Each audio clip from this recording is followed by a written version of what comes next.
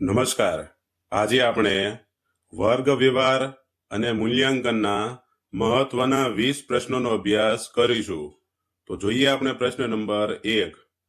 વર્ગખંડમાં પ્રત્યાયન એટલે કે કોમ્યુનિકેશન અસરકારક બનાવવા માટે કયું તત્વ સૌથી વધુ મહત્વનું છે? તો આપણને 4 ઓપ્શન આપેલા છે. એમાંથી સાચો જવાબ છે ઓપ્શન એ, શિક્ષકની ભાષા પર પ્રભુત્વ. શિક્ષક જે કહેવા માંગે છે તે જો સરળ અને સ્પષ્ટ ભાષામાં વિદ્યાર્થીઓ સુધી પહોંચે તો જ શિક્ષણ સફળ થાય છે. જોઈએ પ્રશ્ન નંબર 2. વર્ગખંડમાં પ્રશ્નોત્તરી પદ્ધતિનો મુખ્ય હેતુ શું છે? તો આપણને 4 ઓપ્શન આપેલા છે. એમાંથી સાચો જવાબ છે ઓપ્શન બી, વિદ્યાર્થીઓની જિજ્ઞાસા જાગૃત કરવી અને જ્ઞાન ચકાસવું. પ્રશ્નો પૂછવાથી વિદ્યાર્થી માનસિક રીતે સક્રિય થાય છે અને શિક્ષક જાણી શકે છે કે બાળકોને કેટલું સમજાયું છે. જોઈએ આપણે પ્રશ્ન નંબર 3. તો પ્રશ્ન નંબર 3 આપેલો છે, મૂલ્યાંકન એ કયા પ્રકારની પ્રક્રિયા છે? તો ઓપ્શન આપેલા છે. એમાંથી સાચો જવાબ છે ઓપ્શન બી, સતત અને સર્વગ્રાહી પ્રક્રિયા. તો મૂલ્યાંકન એ માત્ર સત્રાંત પરીક્ષા નથી, પણ આખું વર્ષ બાળકના તમામ પાસાઓને તપાસવાની પ્રક્રિયા છે. જોઈએ પ્રશ્ન નંબર 4. નિદાનાત્મક કસોટી શા માટે લેવામાં આવે છે? તો આપણને 4 ઓપ્શન આપેલા છે. એમાંથી સાચો જવાબ છે ઓપ્શન એ, વિદ્યાર્થીઓની નબળાઈઓ અને ભૂલોના કારણ જાણવા. જેમ ડોક્ટર રોગનું નિદાન કરે છે તેમ શિક્ષક આ કસોટી દ્વારા બાળક ક્યાં અને કેમ અટકે છે તે જાણે છે. જોઈએ પ્રશ્ન નંબર 5. વર્ગખંડમાં લોકશાહી વાતાવરણનો અર્થ શું છે? તો આપણને 4 ઓપ્શન આપેલા છે. એમાંથી સાચો જવાબ છે ઓપ્શન એ, દરેક વિદ્યાર્થીને અભિવ્યક્તિની સમાન તક આપવી. જ્યારે બાળક ડર વગર પ્રશ્નો પૂછી શકે અને પોતાના વિચારો રજૂ કરી શકે તેને લોકશાહી વાતાવરણ કહેવાય. જોઈએ આપણે પ્રશ્ન નંબર 6. રચનાત્મક મૂલ્યાંકન ક્યારે કરવામાં આવે છે? તો આપણને જે ઓપ્શન આપેલા છે એમાંથી સાચો જવાબ છે ઓપ્શન બી, શિક્ષણ અધ્યયન પ્રક્રિયા દરમિયાન. પાઠ ભણાવતી વખતે જ એકમ કસોટી કે પ્રશ્નોત્તરી દ્વારા જે મૂલ્યાંકન થાય તેને રચનાત્મક કહેવાય. જોઈએ પ્રશ્ન નંબર 7. બ્લુપ્રિન્ટનો ઉપયોગ શેના માટે થાય છે? તો આપણને જે ઓપ્શન આપેલા છે એમાંથી સાચો જવાબ છે ઓપ્શન બી, પ્રશ્નપત્રના આયોજન અને માળખા માટે. પ્રશ્નપત્રમાં કયા પ્રકારના પ્રશ્નો અને કેટલા ગુણના હશે તેનું ત્રિપરિમાણીય કોષ્ટક એટલે બ્લુપ્રિન્ટ. પછી આપણે જોઈએ પ્રશ્ન નંબર 8.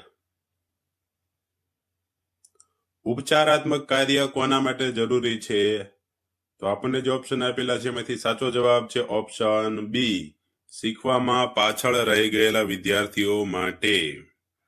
નિદાન કર્યા પછી જે કચાશ જોવા મળે તેને દૂર કરવા માટે કરવામાં આવતું વધારાનું શિક્ષણ એટલે ઉપચારાત્મક કાર્ય.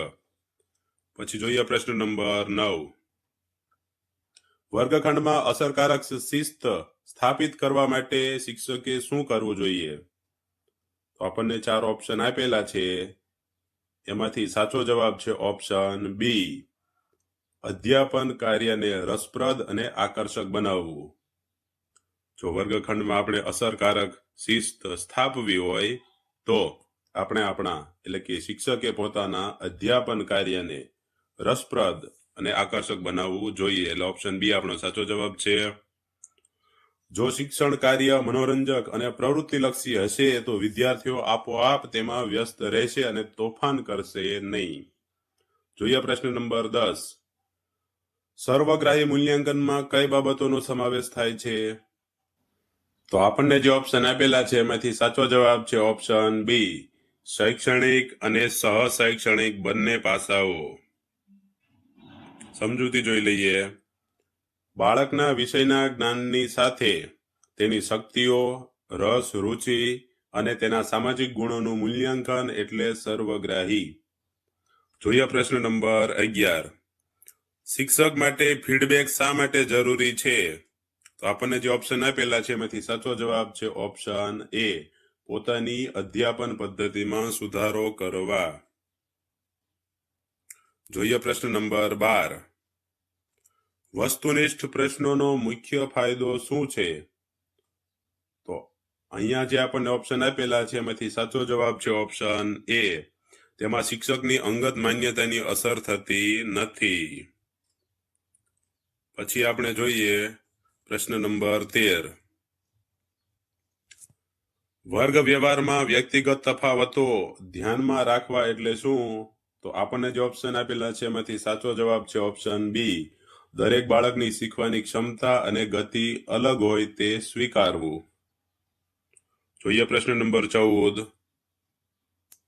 મૌખિક કસોટીનો ઉપયોગ મુખ્યત્વે શું ચકાસવા માટે થાય છે? ઓપ્શન આપેલા છે એમાંથી સાચો જવાબ છે ઓપ્શન બી, વાણીની સ્પષ્ટતા અને અભિવ્યક્તિ.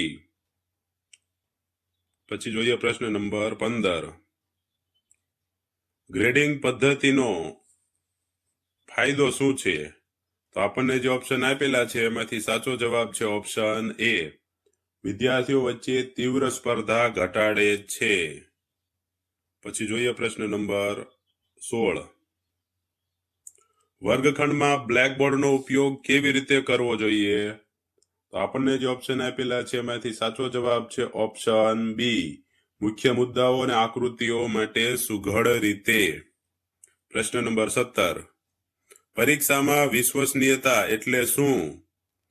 તો આપણને જે ઓપ્શન આપેલા છે એમાંથી સાચો જવાબ છે ઓપ્શન એ, વારંવાર પરીક્ષણ કરવા છતાં પરિણામમાં સમાનતા.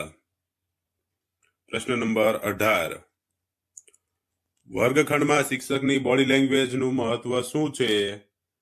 તો આપણને જે ઓપ્શન આપેલા છે એમાંથી સાચો જવાબ છે ઓપ્શન એ, તે પ્રત્યાયનને વધુ પ્રભાવશાળી બનાવે છે. પછી જોઈએ પ્રશ્ન નંબર 19. પ્રોજેક્ટ પદ્ધતિથી કયા ગુણો વિકસે છે? તો ઓપ્શન આપેલા છે એમાંથી સાચો જવાબ છે ઓપ્શન બી, સહકાર અને સંશોધનાત્મક અભિગમ. પછી આપણે જોઈએ છેલ્લો પ્રશ્ન નંબર 20. માપન અને મૂલ્યાંકન વચ્ચેનો સંબંધ શું છે? તો આપણને જે ઓપ્શન આપેલા છે એમાંથી સાચો જવાબ છે ઓપ્શન બી, માપન એ મૂલ્યાંકનનો એક ભાગ છે. એટલે મૂલ્યાંકન એ વિસ્તૃત છે. એટલે સાચો જવાબ છે ઓપ્શન બી. માપન માત્ર અંક આપે છે, જ્યારે મૂલ્યાંકન તે અંકનું અર્થઘટન કરે છે. જેમ કે 100 માંથી 80 ગુણ એ માપન છે, પણ મૂલ્યાંકન તો કે ખૂબ સારું પ્રદર્શન કર્યું. આશા છે કે આ સમજૂતી અને આ પ્રશ્નો તમને તમારી પરીક્ષામાં મદદરૂપ થશે. જો તમને અમારો વિડીયો પસંદ આવ્યો હોય તો વિડીયોને લાઈક કરજો, કોમેન્ટ કરજો, શેર કરજો અને અમારી યુટ્યુબ ચેનલને સબસ્ક્રાઇબ કરજો. જય હિન્દ, જય ભારત.